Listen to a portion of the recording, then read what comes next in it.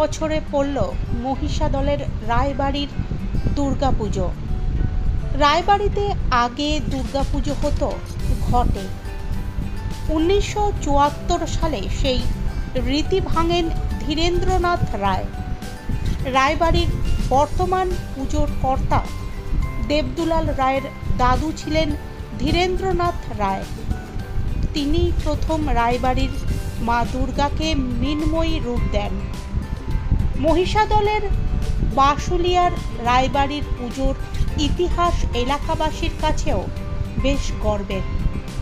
আর খোদ রায়বাড়ির সদস্যদের কাছে দুর্গাপুজোর অর্থ গোটা পরিবারের মহামিলন ও জমিয়ে আড্ডা। মহিষাদলের রায়বাড়ির কর্তা দেবদুলাল বাবু আমাদেরকে জানালেন, এই পুজোটা রাজবাড়ির পুজো শোনা যায়। এই বাড়িটা রাজবাড়ির পুজো কীভাবে হলো আর কত বছরের পুরনো পুজো? আমরা অ্যাকচুয়ালি হচ্ছে এখানে থাকলেও কি হচ্ছে আমরা তমলুকের যে বোঝবেড়ায় যে রাজু ফ্যামিলি আছে তারই আমরা বংশধর। তো ওখান থেকে বেরিয়েছে আমরা এপাশে আমাদের পূর্বপুরুষরা এসে এখানে ছিল। তো এখান থেকে এখানে নবমীর দিনই একদিন ষষ্ঠী থেকে দশমী নবমী পর্যন্ত পুজো হয়, ঘট পুজো হয়। এখানে ভেতরে আমাদের চালা ছিল ঠাকুর মণ্ডপের মতো, সেখানে হয়েছে।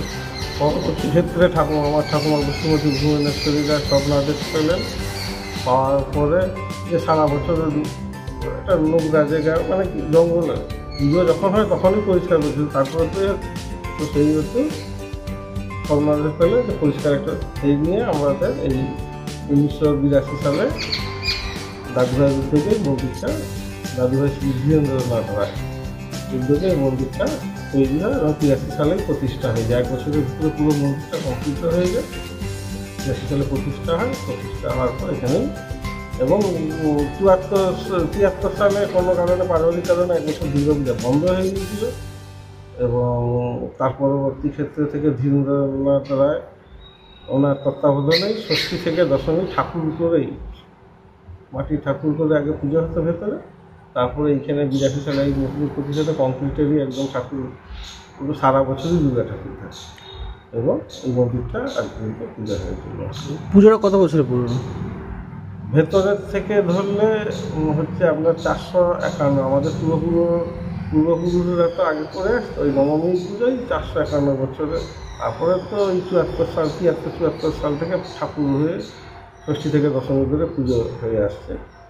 ওখান পর্যন্ত এই পর্যন্ত হিসাব করলে 451 বছরের বছর। পুজোর বিশেষত্ব কী রয়েছে? পুজোর বিশেষত্ব বলতে আপনার ষষ্ঠী থেকে যেরকম পুজো হয় ষষ্ঠী সপ্তমী, তারপরে হচ্ছে আপনার অষ্টমী, যেমন নবমীতে বৈষ্ণবী মতে যেহেতু পুজো হয় সেহেতু আখ কলা শশা এরকম বলি দেওয়া হয়। কুমারী পূজা হয় নবমীর দিন এবং ওই নবমীর দিনে অন্নকূটের ব্যবস্থা থাকে।